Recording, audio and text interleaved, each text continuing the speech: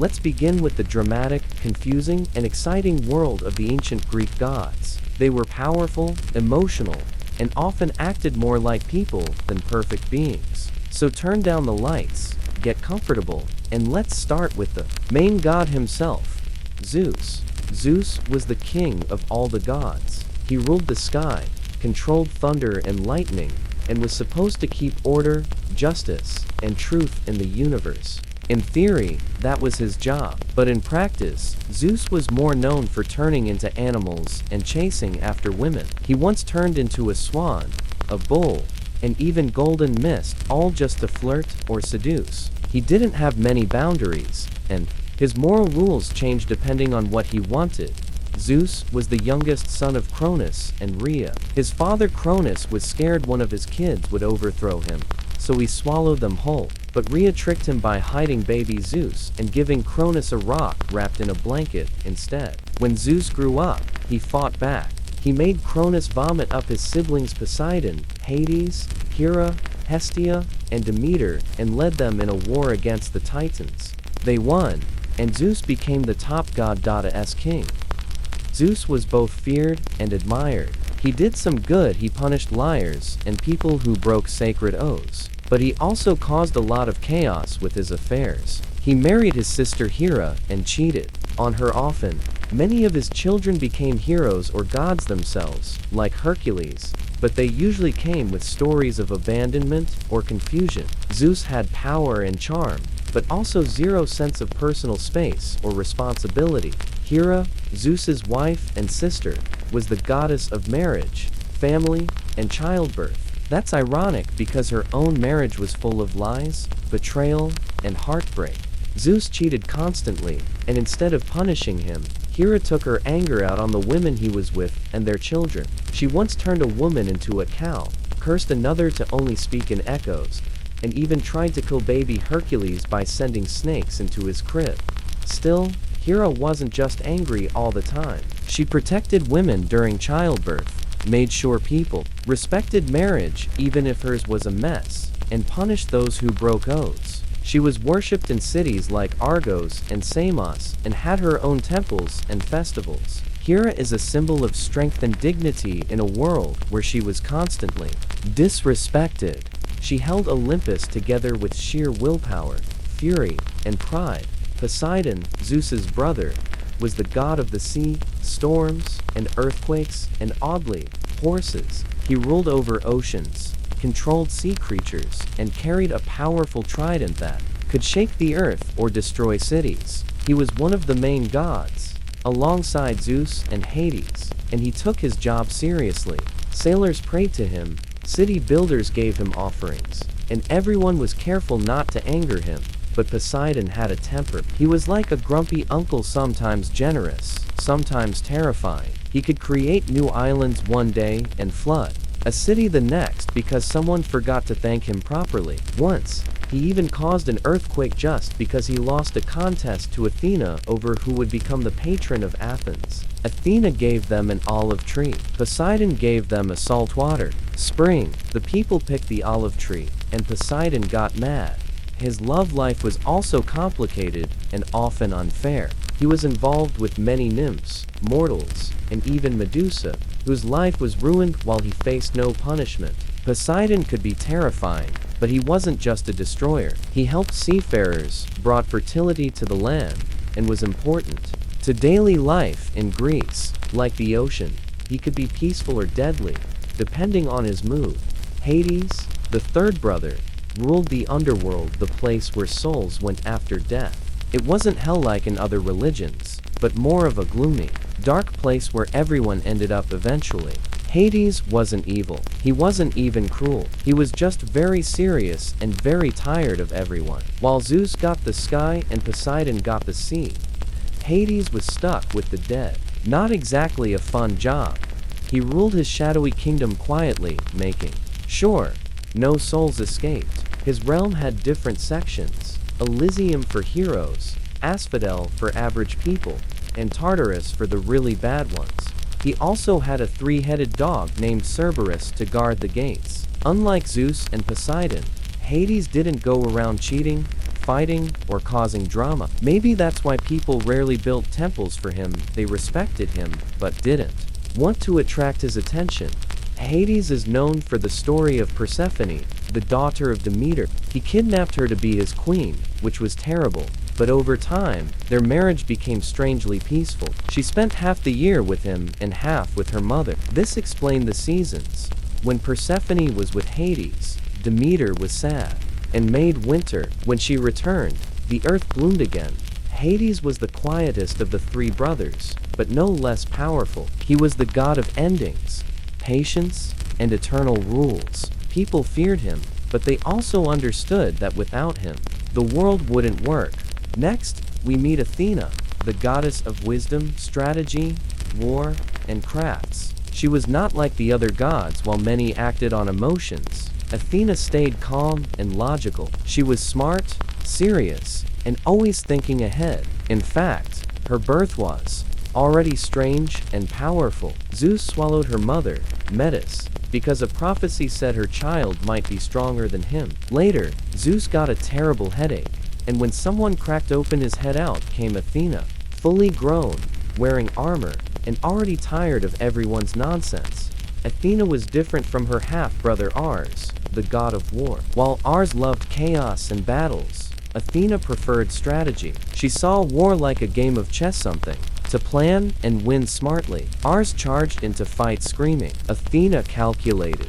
If Ares was a brawl in a bar, Athena was a war room with maps and plans. Besides war, Athena was also the goddess of crafts, especially weaving. She once had a weaving contest with a mortal named Hera, who was extremely talented. Arachne's work was actually better than Athena's, but because Hera was too proud, Athena turned her into a spider. That's where the word arachnid, spider, comes from. The lesson?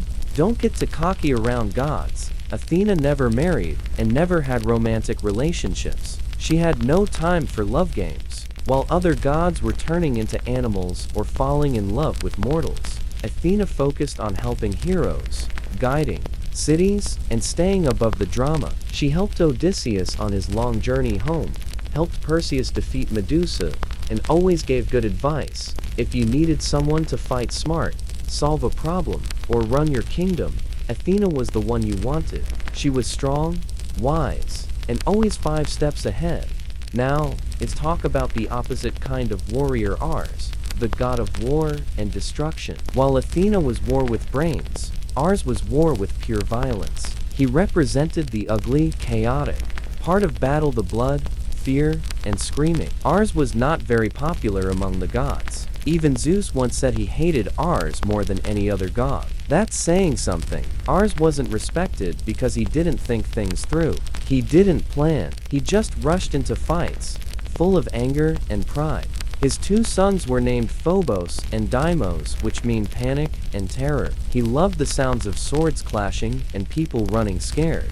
Still, Ares wasn't weak. He was terrifying in battle, and soldiers prayed to him before fights. He was wild, strong, and unstoppable. But he didn't win by being smart, he won by being loud and scary. He also had a famous love affair with Aphrodite, the goddess of love and beauty. Aphrodite was married to Hephaestus, but she didn't love him. She was in love with Ares. Their relationship was passionate, but caused a lot of problems. One time, Hephaestus caught them in bed together by setting a magical trap and invited the other gods to laugh at them. Ancient Greek gossip was ruthless.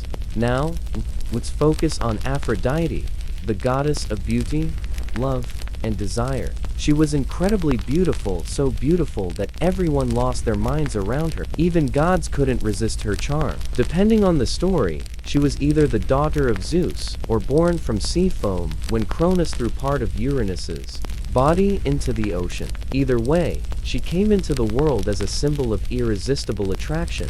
Aphrodite had a magical belt that made her impossible to resist. She was known for causing people to fall in love, often in the worst ways. She made people do crazy things for love, and sometimes it led to big problems. For example, the Trojan War started because she promised the most beautiful woman, Helen, to Paris as a reward for choosing her as the prettiest goddess. Helen was already married, The result? A war that destroyed a city. Aphrodite's love life was just as messy. She married Hephaestus, the god of fire and metalwork, but constantly cheated on him, especially with Ars. Despite all this drama, Aphrodite also had a softer side. She helped young lovers, supported marriages, and brought beauty and joy to the world. She wasn't all sweet, though. If you insulted her or refused her help, she could be vengeful. Her beauty was both a gift and a weapon. She could bring love or heartbreak, peace or war. That's what made her so powerful and so dangerous.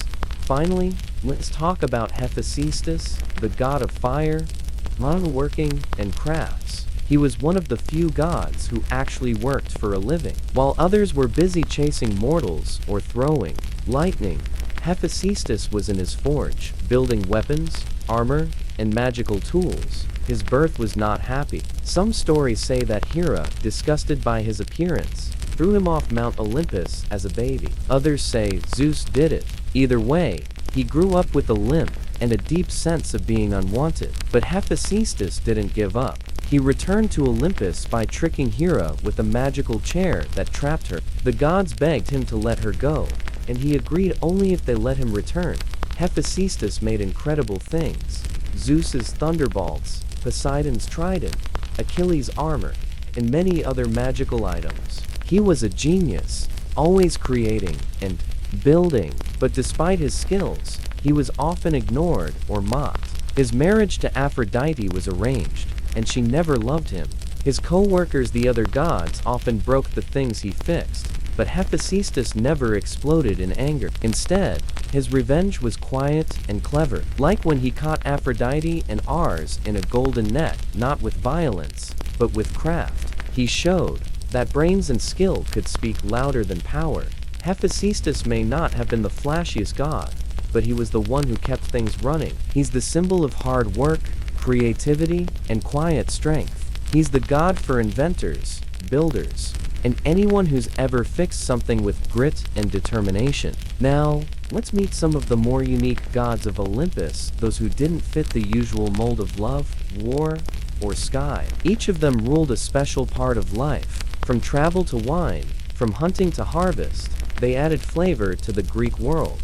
First is Hermes, the god of travel, trade, thieves, messages, and speed. Hermes is the fastest god and one of the cleverest. He's often shown wearing winged sandals and carrying a staff called the caduceus, with two snakes wrapped around it. Hermes was born and started causing trouble on the very first day. As a baby, he crawled out of his cradle, stole some of Apollo's cattle, invented the lyre, a musical instrument from a turtle shell, and got back to his crib before anyone noticed. That's how fast and sneaky he was. He became the messenger of the gods, but his job was more than just delivering notes. He guided souls to the underworld, helped heroes on their journeys, and protected travelers, merchants, and even tricksters. Hermes was the god you prayed to if you were going on a trip, or if you were trying to get away with something. He was also the god of business and trade, which is funny because he also ruled over thieves. He represented deals, bargains, and the art of persuasion. Whether you were making money or losing it in a scam, Hermes was probably nearby. Though Hermes loved mischief, he had a good heart. He helped Odysseus, gave Perseus advice and tools to defeat Medusa, and always found a way to solve problems. He was loyal to the gods, but also kind to humans. If Olympus had a tech guy or a delivery service, it would be Hermes, fast, clever, and always 2 steps ahead. Now, we turn to Demeter, the goddess of the harvest, agriculture, and the life-giving earth. She made crops grow, trees bear fruit, and flowers bloom. When Demeter was happy, the world was full of life. When she was upset, nothing would grow. Demeter is best known for the story of her daughter, Persephone. One day, Persephone was picking flowers when Hades, the god of the underworld, grabbed her and took her to be his queen. Demeter was heartbroken. She searched the earth for her daughter, and in her grief, she stopped all plants from growing. People starved, animals died, and the world turned cold. Eventually, Zeus stepped in because humans were dying and not giving sacrifices anymore. A deal was made. Persephone would spend half the year with Hades and half with Demeter. This story explained the seasons. When Persephone returns in spring, Demeter is joyful, and everything grows. When she leaves in the fall, Demeter mourns, and winter begins. Demeter shows how love and loss can affect the whole world. Her story is about a mother's pain, and the natural cycle of life and death. She also taught people how to farm, and many worshipped her in festivals of thanks.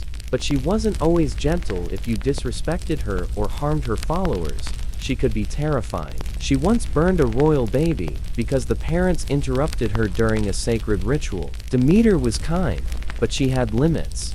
Now meet Dionysus, the god of wine, theater, madness, and fun. He's the god of parties, laughter, wild dancing, and breaking the rules. But behind the joy, there's also mystery and sadness. Dionysus had a strange beginning. His mother was a mortal named Semele, and his father was Zeus. Hera tricked Semele into asking Zeus to show his true god form. When Zeus did, his power burned her to ashes. Zeus saved the unborn baby by sewing him into his thigh until he was ready to be born. Yes, Dionysus was born from Zeus's leg. Greek mythology doesn't do normal births. As he grew up, Dionysus wandered the world, spreading the secrets of winemaking and celebrating life. He was followed by a wild group of followers, satyrs, who were half goat men, and manads, women who danced in a frenzy, and sometimes tore things apart in their ecstasy. Dionysus's festivals where wild people wore masks, acted in plays, drank wine, and let go of their normal lives. He gave people the chance to escape pain, to forget rules, and to feel free. He represented both happiness and madness, showing that joy can turn into chaos if not respected. But Dionysus could also be cruel if disrespected. A king once banned his worship, and Dionysus drove him mad. Another man mocked the god and was turned into a dolphin. Dionysus didn't do small punishments. He made examples out of people. Still, he was kind to outsiders and those who felt alone. He welcomed the strange, the broken, and the different. Dionysus wasn't just a god of fun, he was the god of letting go, healing pain through joy, and turning sorrow into celebration. Finally, we come to Artemis, the goddess of the hunt, wilderness, animals, and the moon. She was fierce, independent, and powerful. Twin sister to Apollo, Artemis was born first, and then helped deliver her brother. She was strong from the start. Artemis chose to stay unmarried and untouched. She didn't want romance or drama. Instead, she roamed forests with her bow, surrounded by a group of maidens who followed her. She loved nature and protected wild animals, children, and women in childbirth. Artemis was strict about her values. If someone broke her rules, she acted fast and fiercely. A hunter named Actaeon once saw her bathing by accident. For that, she turned him into a deer, and his own dogs attacked him. That's how seriously she guarded her privacy. Though she could be harsh, Artemis had a soft side for those she protected. She helped those in need and punished those who harmed the innocent. As a moon goddess, she lit up the night, guiding travelers through the darkness. Where Apollo was like the sun bright and loud, Artemis was the calm, silent glow of the moon. She didn't live on Olympus all the time. She preferred the wild places, away from noise and people. She didn't want power or praise, just freedom. Artemis is the original strong, independent woman. She didn't care what anyone thought. She hunted, protected, and lived by her own rules. Next on our journey through Greek mythology, we meet Apollo, one of the most famous and well-loved gods. Apollo was the god of the sun, music, healing, prophecy, poetry, archery, and more. He was like the golden boy of Olympus, literally. He had golden hair, a golden chariot, and a golden lyre, a stringed instrument. Apollo was bright in every way. He was the twin brother of Artemis, and while she ruled the moon, he ruled the sun. According to legend, Apollo drove the sun across the sky in a chariot every day, bringing daylight to the world. That's a big job, and it shows how powerful and important he was. Apollo loved music and art, but he also had a serious and emotional side. He could be dramatic and moody, especially when it came to love. He often fell in love with mortals, but things rarely ended well. Once, he fell in love with a woman named Daphne, but she didn't love him back. When he chased her, she begged the gods to save her, and they turned her into a tree. Apollo mourned her and made her tree the laurel his sacred symbol. Another time, he loved a prince named Hyacinthus, but the boy died during a discus game. Some say Apollo accidentally caused it. Heartbroken, he turned the boy into a flower, the hyacinth. These stories show how deeply Apollo felt, but also how love sometimes led to loss. Apollo was also the god of prophecy and had a sacred temple at Delphi. There, a priestess called the oracle would speak messages from the gods, often in riddles. People came from far and wide to ask about their future. Apollo knew what was coming, even if people didn't always understand what he told them. Even though he had strong feelings, Apollo also had the power to heal. His son Asclepius became the god of medicine. Apollo could bring plagues or cure them, depending on how he felt that day. He was smart, charming, and powerful, but also emotional and sometimes hard to please. If Apollo loved you, you'd get a song. If you rejected him, you might become a plant. Now, let's turn to the goddess who caused the least drama, Hestia. Hestia was the goddess of the hearth, home, and peace. She was the oldest of the Olympians and the first to be swallowed by Cronus and the last to be released when Zeus defeated him. So she was technically both the first and last child. Unlike most gods, Hestia didn't fight, cheat, or throw fits. She didn't get into power struggles or chase mortals. She didn't even want a throne. When Dionysus was added to the Olympian lineup, she quietly stepped down and gave him her seat. Why? Because she preferred tending to the sacred fire in homes and temples. She liked peace over attention. Hestia represented family, warmth, and hospitality. Every home in Greece had a fire burning for her. Every meal began and ended with a prayer to her. Even cities had public hearths in her honor. She was the quiet strength that held everything together while her siblings caused chaos. And temples were built just for her, and there are almost no wild myths about her. But Hestia was deeply loved and respected. She showed that sometimes the most important person is the one who simply keeps the fire going and the home safe. Now, we begin one of the most touching and powerful stories in Greek mythology, the tale of Psyche and Eros Cupid. Psyche was a mortal girl, more beautiful than anyone had ever seen. So beautiful, in fact, that people stopped going to Aphrodite's temples and started worshipping Psyche instead. This made Aphrodite furious. She wasn't just the goddess of love, she was also the goddess of beauty, and now a human girl was stealing her attention. Aphrodite wanted revenge. She sent her son, Eros, also known as Cupid, to make Psyche fall in love with something terrible, a monster. Eros was the god of love, but not the sweet kind. His arrows caused people to fall in love with all the wrong people. He could make kings fall for criminals, and enemies fall for each other. Love was powerful, but also dangerous. But when Eros saw Psyche, something unexpected happened. He pricked himself with his own arrow and fell in love with her. Now, he couldn't go through with his mother's plan. Instead, he secretly protected Psyche, watching her from the shadows. Meanwhile, Psyche's life got worse. She was so beautiful that no one dared talk to her. Men admired her from a distance, but no one truly loved her. Her sisters married, but Psyche stayed alone. Her parents were worried, so they asked the oracle of Apollo what to do. The answer was harsh. She will not marry a man, but a monster. Take her to the top of a mountain and leave her there. Though afraid, Psyche agreed. She had been loved by the world, but never touched by real love. Now, she was being sacrificed. But instead of meeting a monster, Psyche was carried by the wind to a beautiful hidden palace. She was welcomed by invisible servants and given fine clothes, food, and comfort.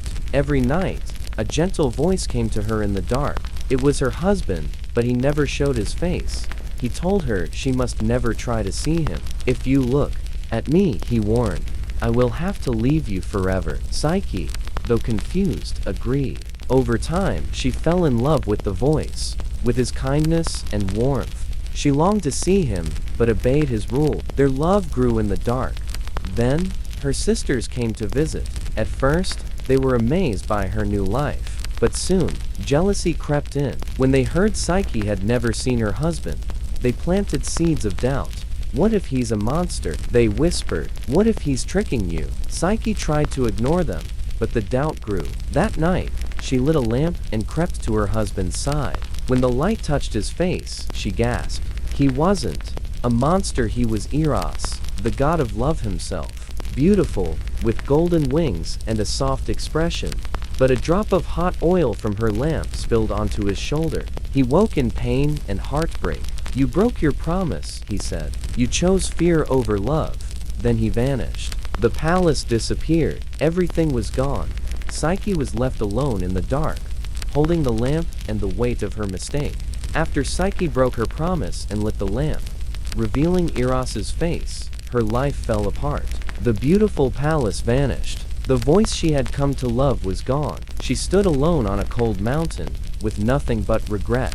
She had found love and lost it. She returned to her family, but no one believed her story about a hidden god and a magical palace. Her sisters were smug. Her parents were confused. Psyche couldn't rest. She needed to find Eros and make things right. So, she left everything behind and set out on a journey to find the god of love. But gods don't live in places mortals can walk into. Psyche knew she had to face the one who had started it all, Aphrodite, the goddess who had sent Eros to punish her, and who now likely knew everything. Psyche was scared, but love gave her courage. She found Aphrodite not in a temple, but in a private garden. Aphrodite was beautiful and cruel, staring into her reflection, annoyed by Psyche's presence. You touched what was mine, she said coldly, and you betrayed him. I love him, Psyche said softly. Aphrodite laughed. Then prove it. And so began Psyche's trials, a series of impossible tasks set by Aphrodite, designed to break her. If Psyche could pass them, maybe, just maybe, she would be allowed to see Eros again. The first trial, Aphrodite led Psyche to a room full of mixed seeds: barley, beans, millet, poppy, wheat, all jumbled together in a giant heap. Sort these into separate piles by nightfall, she said with a smirk.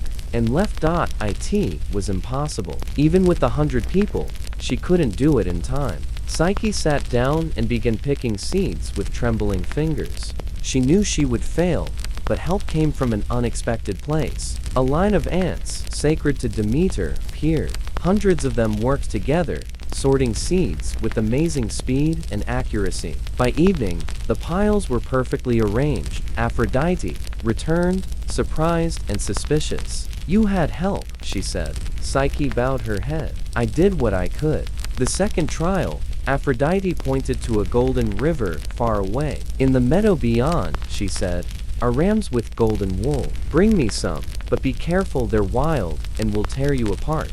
Psyche went down to the riverbank and waited. The rams were huge and fierce, their golden horns sharp. She didn't dare go near them. Then a voice came from the tall grass, a spirit of the river. Wait until evening, it whispered. They calm down after sunset. Then you can collect the wool from the thorns where it snags. Psyche waited. When the sun set, she crept into the field and gently gathered tufts of golden fleece from the branches. She returned safely with her handful of wool. Aphrodite frowned. You live again, she said bitterly. Psyche stayed silent. The third trial. Aphrodite handed Psyche a small glass vial. Bring me water, she said. But not just any water from the river Styx.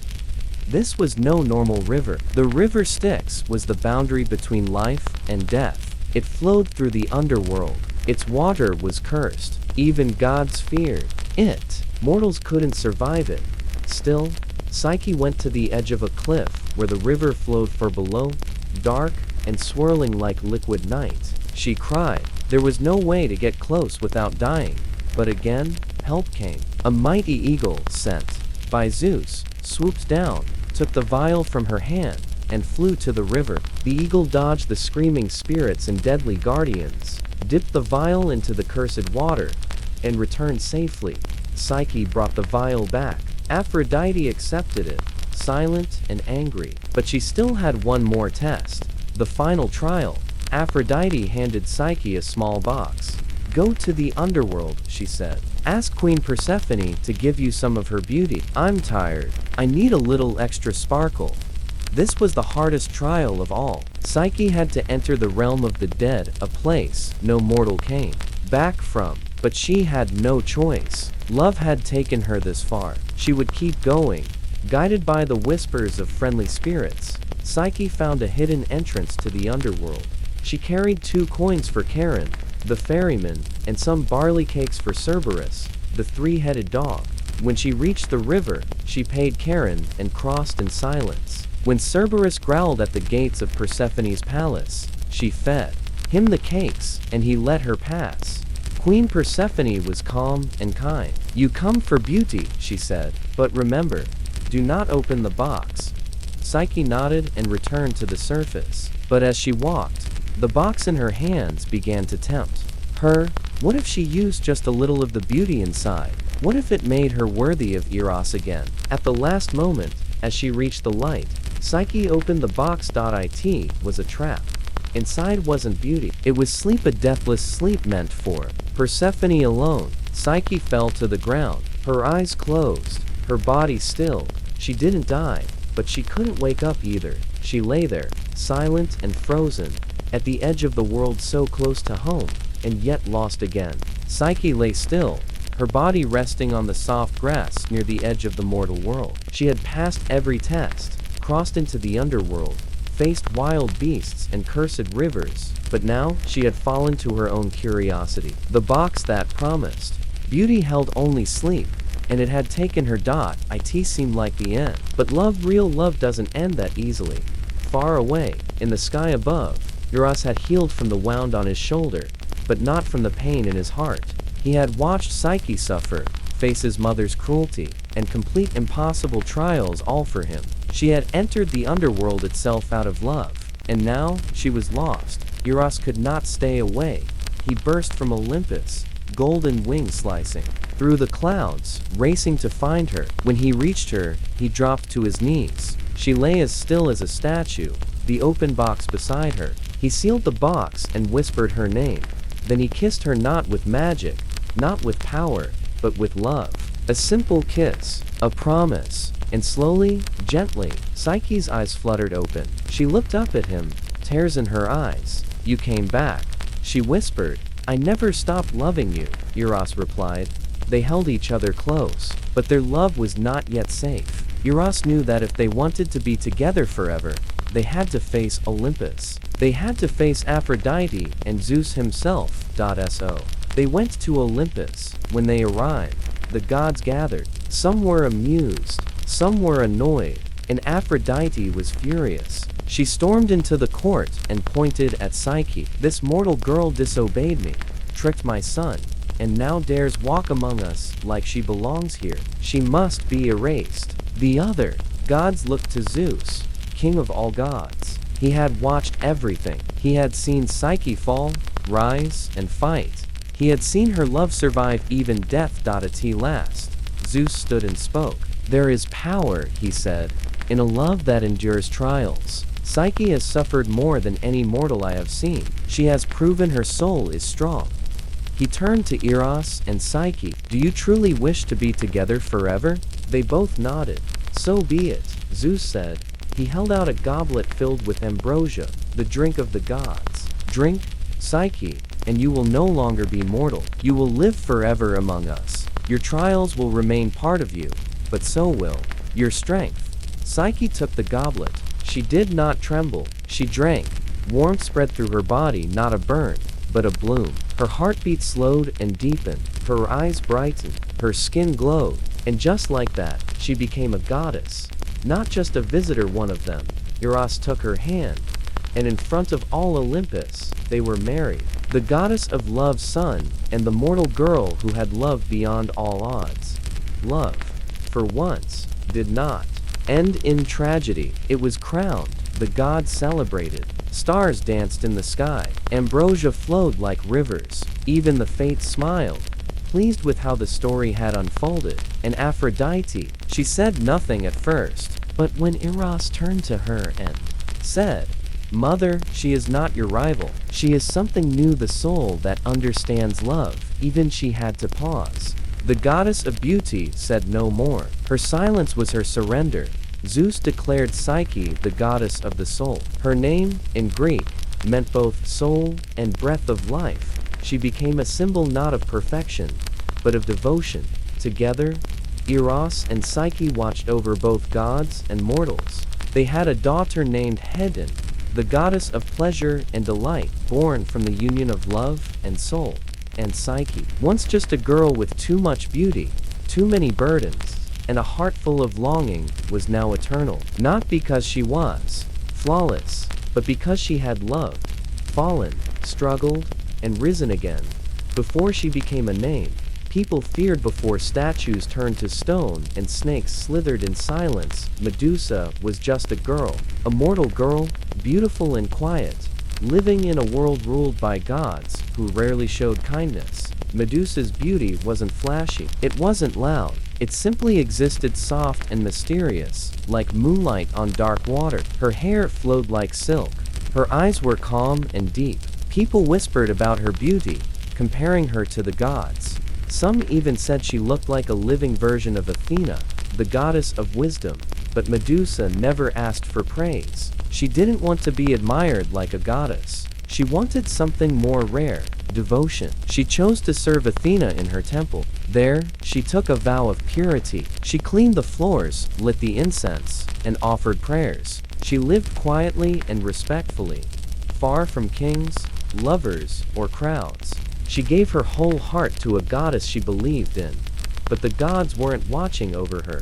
Medusa's beauty reached beyond the temple. It traveled through forests, over cities, even to the depths of the sea, where it caught the attention of Poseidon, god of the ocean. Poseidon was powerful, proud, and full of desire. When he saw Medusa, something in her quiet strength drew him in. She didn't chase him, didn't admire him. She simply existed, untouched. One day, when the temple was empty and the tide was high, Poseidon came, not with gifts, not with kindness. Gods rarely asked permission. He entered Athena's temple and found Medusa alone. He wanted her and took her, right there, beneath the cold, silent gaze of Athena's statue. It was not love. It was violation. When it was over, Poseidon vanished. Medusa stayed on the cold floor, her prayers unanswered, her silence broken. She waited for Athena to return, hoping for justice, for understanding, for mercy. But gods don't always care for truth. When Athena saw what had happened, her anger was like fire, but not at Poseidon. Instead, she turned on Medusa. Maybe it was pride, maybe it was the law of the gods. Maybe it was easier to blame the mortal than to face the shame of a defiled temple. Whatever the reason, Athena saw Medusa not as a victim, but as a problem. "You brought shame into my house," she said. And with those words, Medusa's life changed forever. Athena didn't forgive. She punished. She reached down and touched Medusa's forehead. At once, the beautiful hair turned into writhing snakes. Her skin went cold. Her gaze turned deadly. Anyone who looked into her eyes would turn to stone, not just enemies, not intruders. Anyone. It wasn't a shield. It was a curse. Medusa cried out, but her voice was no longer soft. Her tears didn't fall. Even her breath was still. Her face, once full of grace, became something people feared. She could no longer see a soul without destroying it. Athena gave her no home, no apology, no second chance. The temple doors shut behind her. She walked into exile, heartbroken and cursed.